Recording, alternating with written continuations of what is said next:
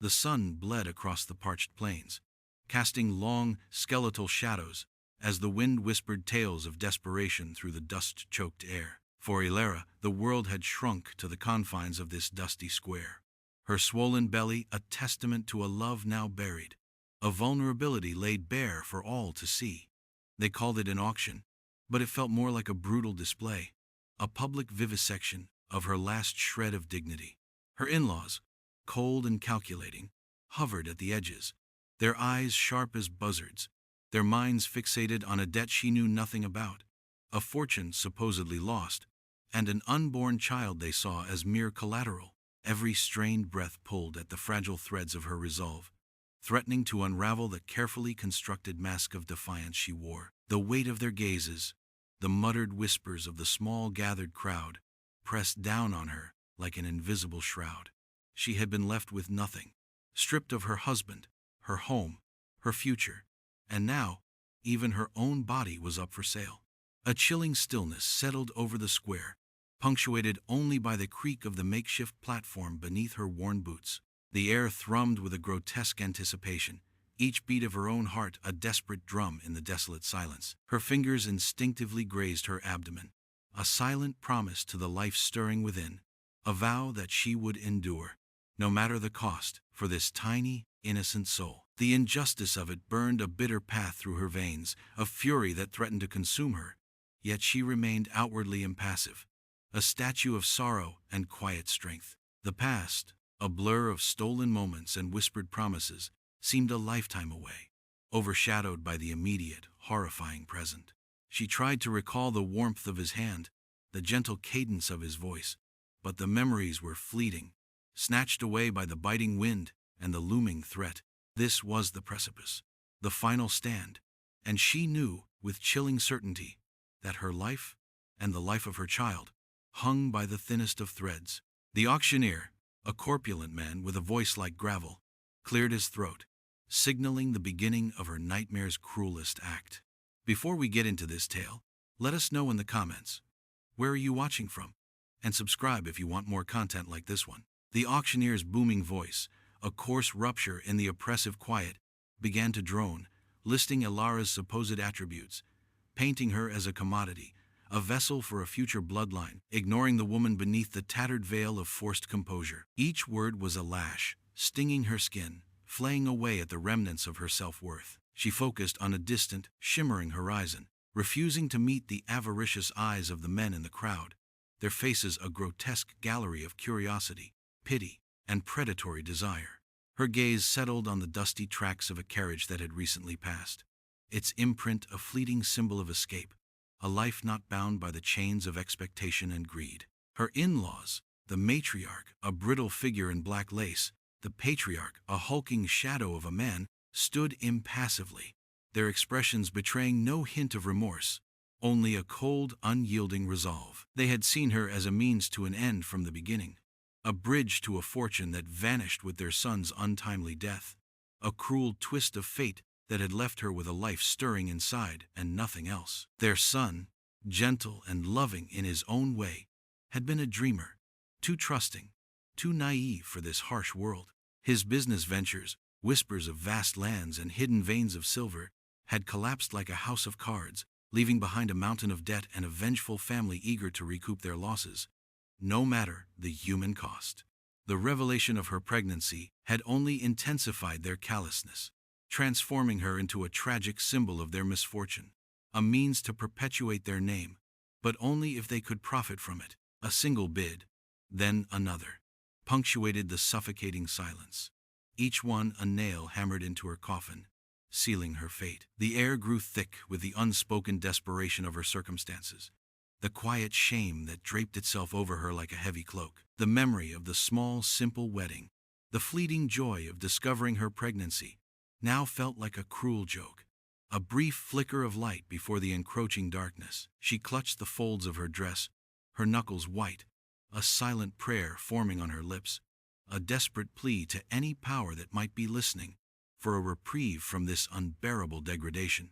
A sudden, jarring shift in the atmosphere pulled Ilara from her spiraling despair. A lone figure, previously unnoticed, detached himself from the periphery of the crowd. He was a man etched from the very landscape, tall, broad-shouldered, with eyes the color of a stormy sky, and a face weathered by sun and wind, bearing the indelible marks of hard living. A long duster coat, dust-laden and familiar, draped his frame, and the worn leather of his boots stirred a tiny puff of red earth with each deliberate step. He wasn't loud or imposing in his movement, yet his presence was a palpable force, a quiet intensity that cut through the murmuring throng. He wasn't one of the eager bidders. His gaze, though direct, held no greed, only a searching, unsettling depth. The auctioneer, mid-sentence, faltered, his booming voice losing its conviction as this stranger approached the platform. A ripple of unease, then curiosity, spread through the small gathering. He didn't speak, didn't offer a bid in the conventional sense. Instead, he simply stopped, his eyes fixed on Alara, holding her gaze with an unnerving steadiness that spoke volumes without a single word. His silence was more commanding than any shout, a stark contrast to the cacophony of the auction. The in-laws, who had moments ago seemed so confident in their brutal transaction, now exchanged nervous glances, their carefully constructed composure beginning to fray at the edges. This man was an unknown variable, an unpredictable element in their meticulously planned cruelty. Alara, too, felt an unfamiliar tremor, a strange mixture of fear and an almost imperceptible spark of curiosity. Who was he, this silent, watchful figure, and what did he want? His appearance was sudden, almost spectral, as if summoned from the very earth itself, challenging the established order of this grotesque spectacle. The air crackled with an unspoken tension, an undercurrent of something wild and untamed that threatened to disrupt the carefully choreographed tragedy unfolding before them. The brief interlude stretched agonizingly until the man's voice, rough and resonant like distant thunder, finally broke the spell, delivering words that would forever alter the course of her tormented life. Auction's over. The rancher's voice cut through the stunned silence, flat and devoid of emotion, yet carrying an undeniable authority that silenced the auctioneer mid-gasp. He didn't raise his voice, but the words hung in the air, weighted with an unspoken power. He stepped forward, his gaze never leaving Alara's, and extended a hand towards her, not in a plea, but an offer, stark and uncompromising. "You're coming with me. We're getting married. Now." The declaration landed like a stone dropped into a still pond, sending shockwaves through the small crowd. Gasps rippled through the onlookers, and Alara's in-laws erupted in a chorus of indignant protests, their carefully cultivated facade of propriety crumbling into outraged shouts. "You can't do that! She's property, she's ours!" The matriarch shrieked, her voice shrill with disbelief and fury. The rancher, Cain, didn't even spare them a glance. His eyes remained fixed on Alara, a silent question in their depths. Her heart hammered against her ribs, a frantic bird trapped in a cage. This was madness, a sudden, inexplicable reprieve from one form of captivity, only to plunge her into another, equally unknown. But what choice did she have? The alternative was too horrific to contemplate. The sheer audacity of his proposal, the bluntness of his claim, was both terrifying and, in a strange, desperate way, liberating. The town's preacher, a meek man who had been officiating the auction, stood frozen, caught between the wrath of the powerful in-laws and the quiet, unyielding presence of the rancher. I can't," he stammered, his eyes wide with fear. Cain simply stared at him, a silent challenge in his gaze that was more potent than any threat. A small, almost imperceptible nod from a few of the older, wiser men in the crowd, who seemed to understand the unwritten rules of the frontier, gave the preacher the courage he needed. With trembling hands, he mumbled a few hurried words, a perfunctory blessing, and just like that, without vows or rings, Alara, the pregnant bride auctioned by her in-laws, was married by a rancher on the spot. The world spun, a dizzying blur of faces and dust, as Cain's hand closed around hers, a rough, calloused grip that was surprisingly gentle. He pulled her from the platform, away from the screaming in-laws and the gawking crowd, towards a waiting horse, saddled and ready, its dark eyes mirroring the storm within her. The journey to Cain's ranch was a blur of silence and vast, unforgiving landscape. Ilara rode behind him, the rhythmic sway of the horse a jarring counterpoint to the tumult in her mind. His back, a broad wall against the endless horizon, offered no comfort, no clue to the man who had so abruptly claimed her fate. The sun beat down, relentless, baking the dust into her clothes, clinging to her skin. Her body ached, not just from the physical strain of the ride, but from the emotional whiplash of the day. One moment, a public spectacle of despair; the next, bound by an impromptu marriage to a stranger. It felt like trading one cage for another, albeit one with slightly wider bars. She tried to discern something from his infrequent movements, the subtle tension in his shoulders, the way he held the reins with quiet competence. But his silence was an impenetrable fortress. What did he want from her? Was she merely a possession, a bargaining chip in some unknown game? The question gnawed at her, a persistent itch she couldn't scratch. She looked at her hands, still bearing the faint dust of the auction square, and then at her swollen belly, a life dependent on this stranger's capricious mercy. The sheer desperation of her situation pressed in, a suffocating weight. She recalled the brief, almost casual way he had said now, as if marrying a stranger at an auction was an everyday occurrence, a simple transaction. The irony of it, the cold, stark nature of her new bond, was a bitter pill to swallow. There were no gentle words, no reassuring glances, only the steady rhythm of the horse's hooves against the dry earth, carrying her deeper into the unknown. The only solace came from the vast, empty expanse of the plains, a stark beauty that mirrored the barrenness of her own emotions. A distant hawk circled lazily in the sky, a silent witness to her bizarre journey, its cries echoing the unvoiced questions in her heart. She wondered about his ranch. What kind of life awaited her there?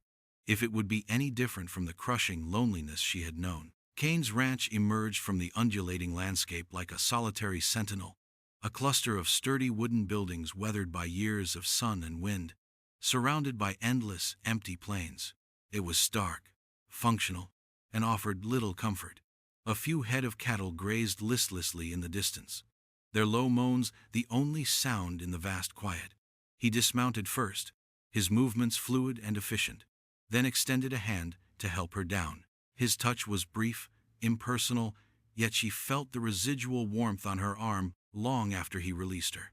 The small cabin was sparsely furnished, clean but Spartan, a single bed, a rough-hewn table, a few chairs, and a stone hearth that promised warmth but currently offered none. Her belongings, a meager bundle salvaged from her former life, were already there, placed neatly on the table. He gestured vaguely. "It's not much, but it's home." His words, though simple, held a grounded truth that resonated with the desolate beauty of the land. He gave her no instructions, no explanation for his sudden act of intervention, merely turned and headed back outside to tend to the horses, leaving her alone in the quiet, dusty cabin. The silence was deafening, broken only by the crackle of the unlit fire and the faraway lowing of cattle. She ran a hand over the rough timber of the wall, feeling the texture of a life lived close to the earth, a life devoid of the soft comforts she once knew. There was no pretense here, no deception, just the raw, unvarnished truth of survival.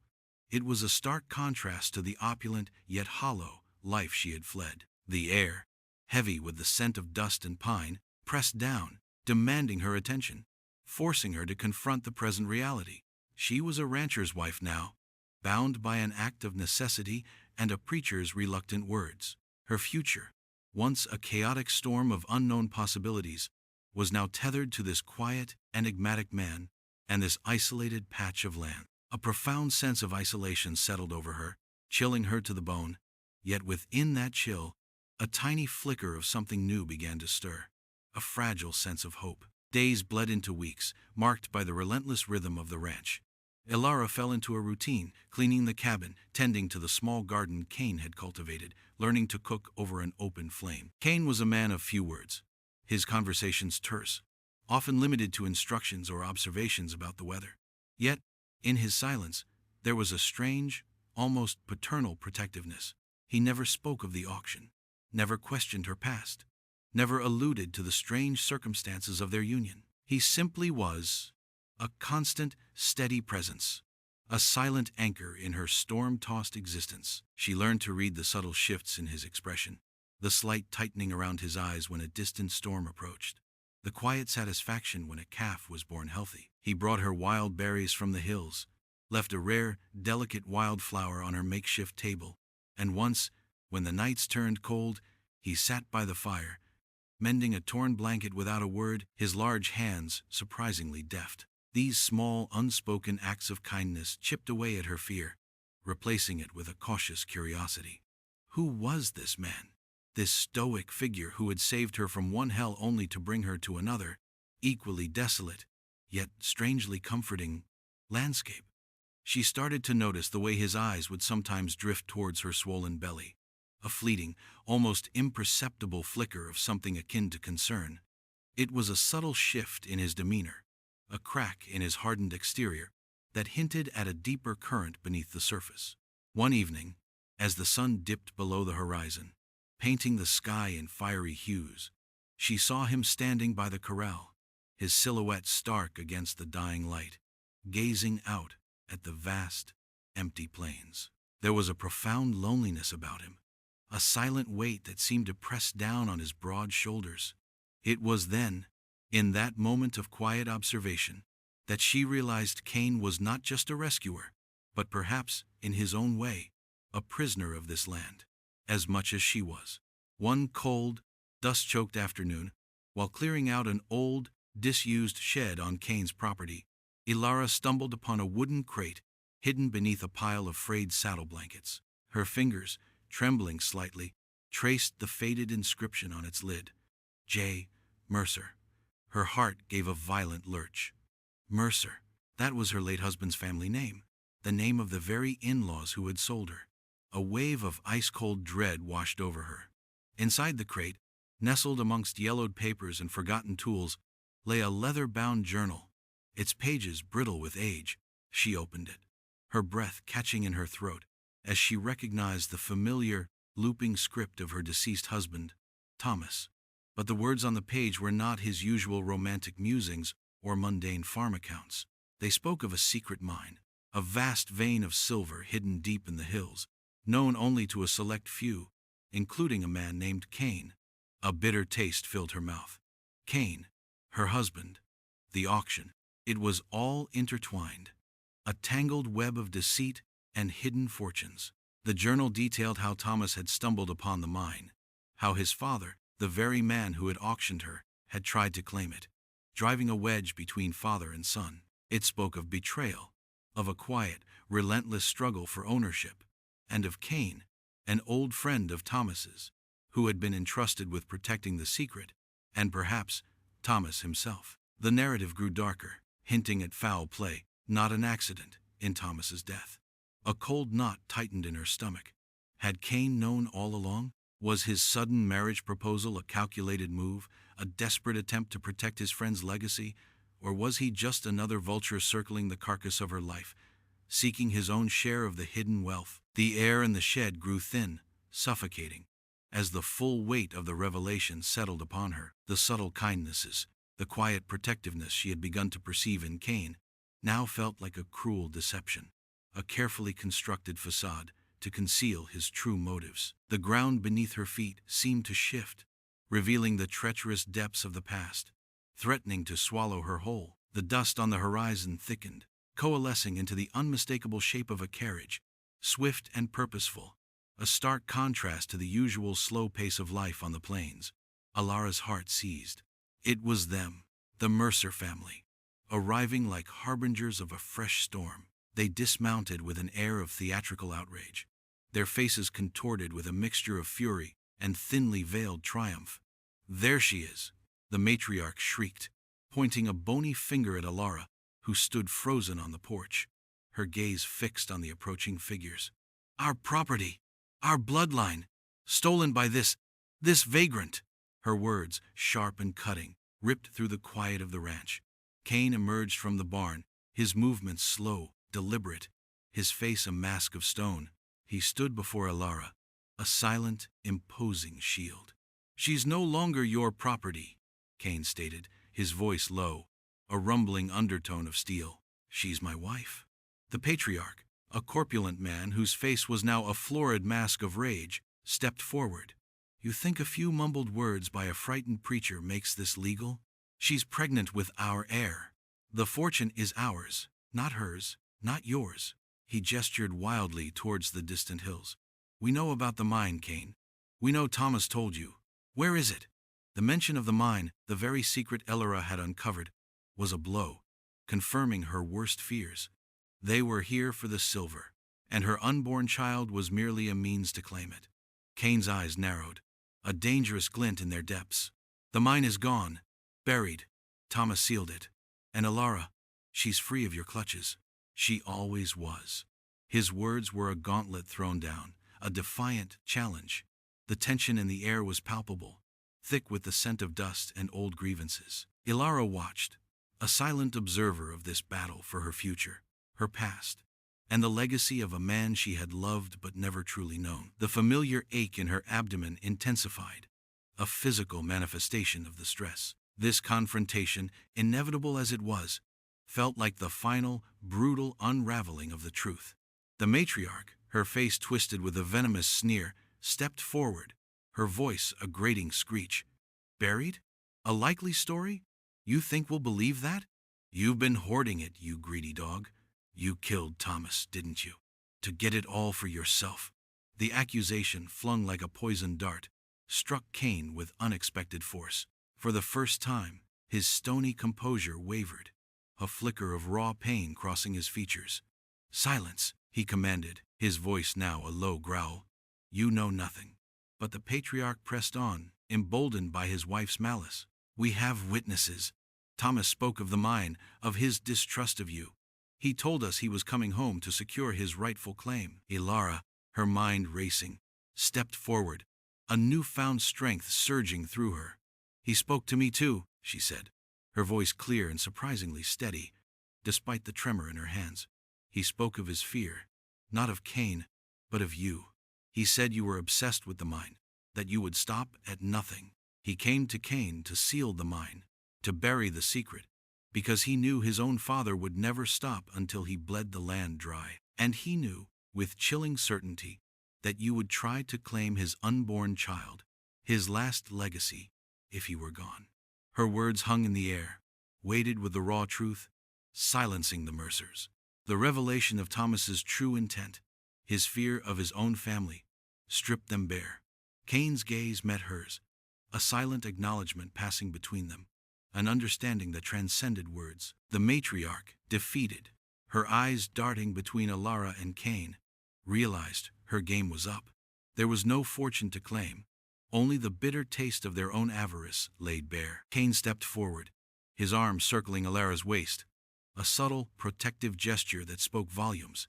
Leave, he stated, his voice flat, final, and never return. This land, this family, is ours now. The Mercers, stripped of their power and their cruel pretense, finally turned, defeated, leaving a lingering stench of bitterness in their wake. The dust settled, literally and figuratively, as the Mercers' carriage disappeared over the horizon, leaving behind only a faint trail and the lingering quiet of the plains. Elara stood beside Cain, the last vestiges of the tension slowly bleeding from her body. The silence between them was different now, no longer a barrier, but a fragile bridge. He trusted you, Elara said, her voice soft, almost a whisper, as she finally broke the silence. Thomas, he truly did. Cain nodded, his gaze fixed on the endless expanse of the land, a land that had witnessed so much sorrow and silent strength. He was a good man, Cain replied, his voice rough, with unspoken emotion. Too good for this world, perhaps. He wanted his son to have a future, free from the shadow of that cursed mine. He told me to protect it, and if anything happened, to protect you, to protect his child. The raw honesty in his confession was a balm to her wounded soul.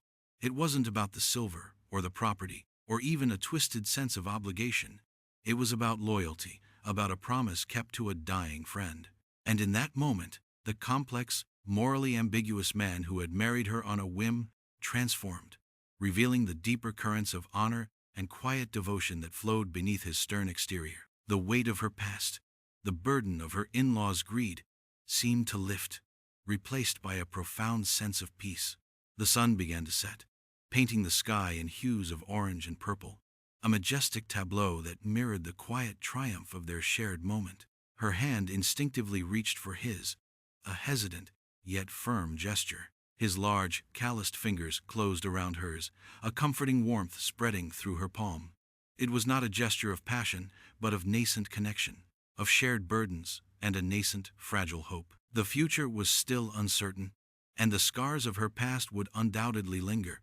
But now, for the first time in a long time, she faced it not alone, but with a quiet, grounded strength, and with a man who, against all odds, had become her unlikely guardian. The quiet days stretched into a tentative, hopeful future. The harsh realities of ranch life remained, but they were now faced together, building a foundation not of desperation, but of quiet understanding. Ilara's pregnancy progressed, a testament to life enduring even in the harshest of conditions.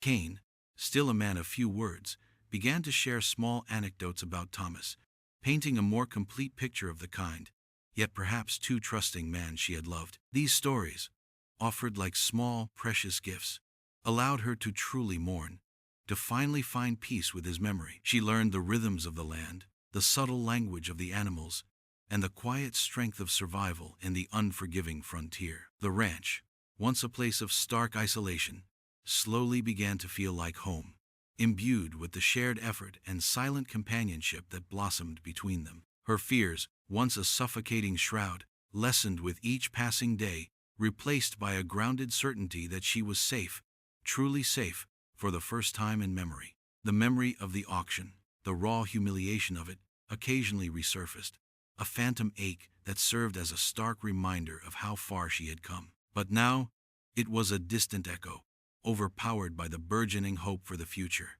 for the life within her, and for the silent, unwavering man who stood by her side. She often found herself gazing at Cain, his silhouette against the vast open sky, a symbol of resilience and steadfastness. He wasn't the man she had expected, or even dreamed of, but he was the man who had offered her a lifeline in her darkest hour, who had proven, through his quiet actions, a depth of character she never could have foreseen. The arrival of their child was imminent, a new chapter about to unfold, a fresh start born from the ashes of tragedy. The vastness of the plains, once a symbol of her despair, now mirrored the boundless possibilities of their improbable yet real future, built on the foundations of a promise kept, a life saved, and a bond forged in the crucible of desperation. The first cry of the newborn filled the small cabin, a piercing sound that was both raw and utterly miraculous, cutting through the silence of the night like a beacon. Ilara, exhausted but imbued with a profound, almost spiritual strength, held her tiny son close, his warmth a comforting weight against her chest. Cain, who had stood vigil by the hearth, his face etched with a quiet intensity, approached the bed. He looked down at the infant, a flicker of something akin to awe in his stormy eyes. There were no grand declarations, no dramatic pronouncements, only a shared glance that spoke volumes, a silent acknowledgement of the new life that had inextricably bound them. "He has his father's eyes," Ilara whispered, a soft smile gracing her lips, tinged with a familiar sorrow for Thomas, but now imbued with a new, resilient joy. Cain nodded, a faint, almost imperceptible smile touching the corners of his mouth. "He'll be strong," he murmured, his voice rough with emotion. The simple words were a benediction, a promise of protection for the fragile life nestled in her arms. The ranch, once a desolate landscape, now hummed with a quiet vibrancy, the promise of new beginnings. Ilara learned to navigate the delicate balance of motherhood and the demands of their frontier life, finding unexpected reserves of strength within herself. She watched Cain, not as her rescuer, nor as a mysterious stranger, but as her partner, the silent guardian of their burgeoning family. Their relationship, born of such desperate and unconventional circumstances, had deepened into something real, something grounded and honest. It wasn't a passionate romance, but a profound, unyielding partnership built on trust, respect, and shared purpose. The scars of the past remained, woven into the fabric of their lives, but they no longer defined them. Instead, They served as a testament to their endurance, their survival, and the profound, enduring power of human connection, even in the most unlikely of places. The plains stretched out before them, endless and wild, but now they faced it together, two solitary figures, bound by an extraordinary fate, ready to carve out a future rooted in hard-won hope